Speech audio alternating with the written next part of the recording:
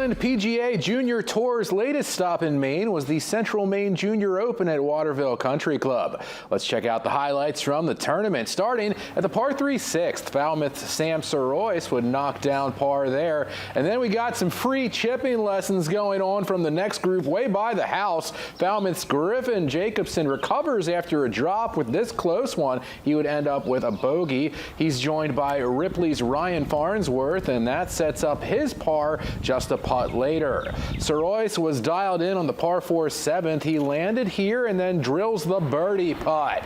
Par 4 ninth, Sydney's Grayson Dooley finishes the front with a birdie.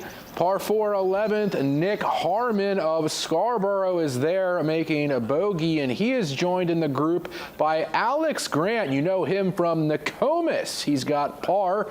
Par 3 13th hole, Newport's S.J. Welch has his par. And in the same group, Oakland's Jacob Moody taps in for par after lipping out from 20 feet.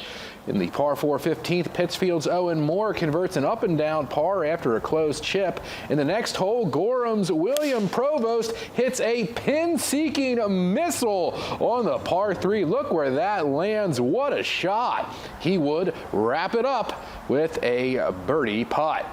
Augusta's Alex Fournier posted the lowest score at 3 under. Page 1 of the overall leaderboard came from the boys 16 to 18 division, except how about Sorois? He finished second overall at 2 under while winning the boys 12 to 13 class. We'll have a link to full leaderboards on our website. The tour continues this week with main stops at Springbrook Golf Club in Leeds on Tuesday and Falmouth's Woodlands Club on Wednesday.